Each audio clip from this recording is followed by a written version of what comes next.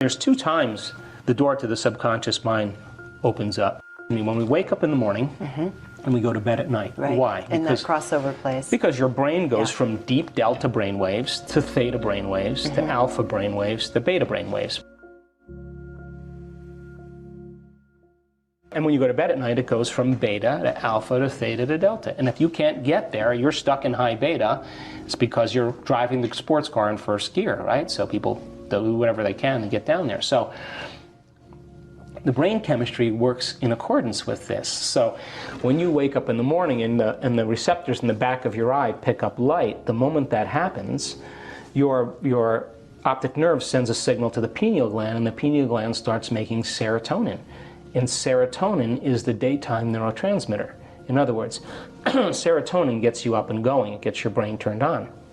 The moment it starts getting dark at night and your eye is no longer picking up visible light, the mechanism starts to change, and now because there's less light, the optic nerve sends a signal to the pineal gland. The pineal gland takes serotonin and starts carving off a couple methyl groups and turns it into melatonin. And melatonin is the nighttime neurotransmitter. So Sarah gets you up in the morning and Mel puts you to bed at night.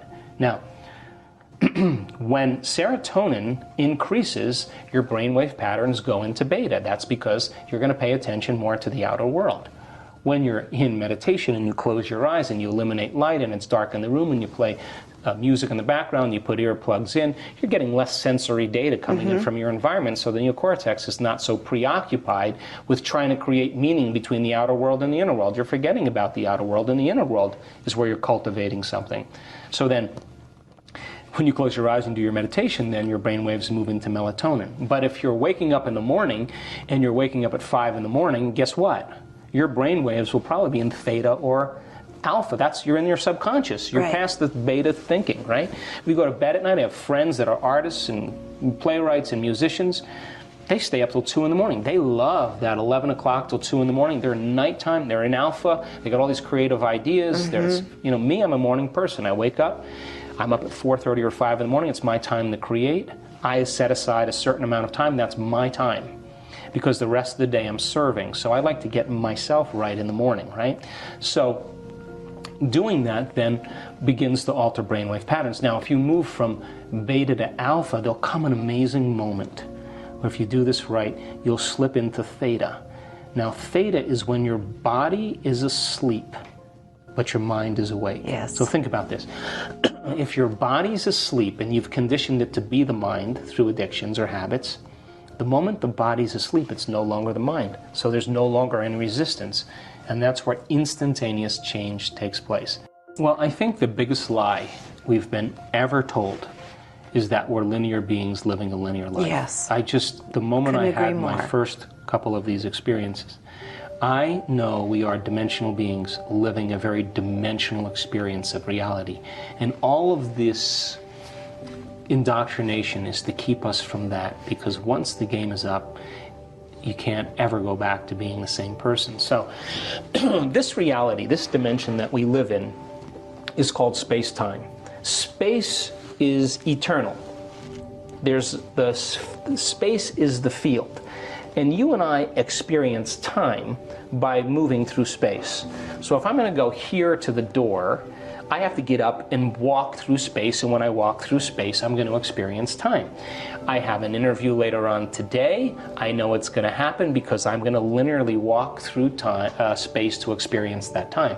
So in this dimension, we could say that space is the field and time is the river. And so we experience time as we move through space. Got it? In the inverse reality, it's actually opposite. In other words, time is everywhere.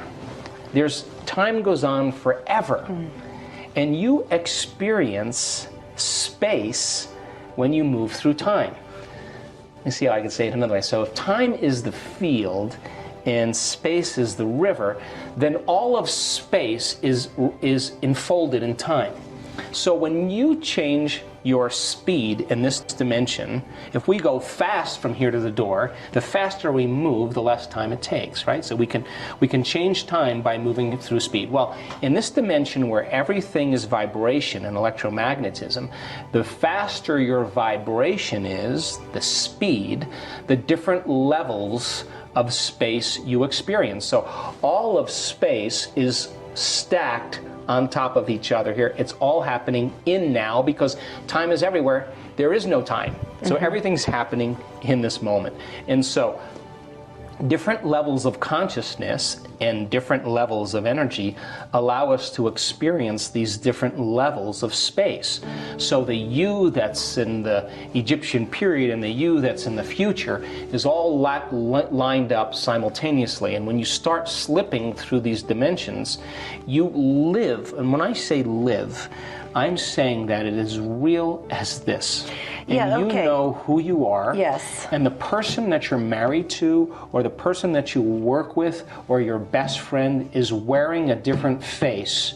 And you understand your agreement that you negotiated in all of those other places. So you have a few of those experiences and you start to no longer care about your checking account, the car you drive, what you look like, because you realize that you look like somebody else in another place. And some of the issues and some of the challenges that you have in this life, you're experiencing in that exact same life. And the choices you make here affect the choices that are happening there. And we could say that there's only past lives and future lives in this dimension, in space-time. In that dimension, there is no past lives. It's all happening now. I don't know how else to say it, but as you begin to change your consciousness, you can slip into different spaces, different realities, and experience aspects of yourself that are just like this wonderful kaleidoscope of possibilities.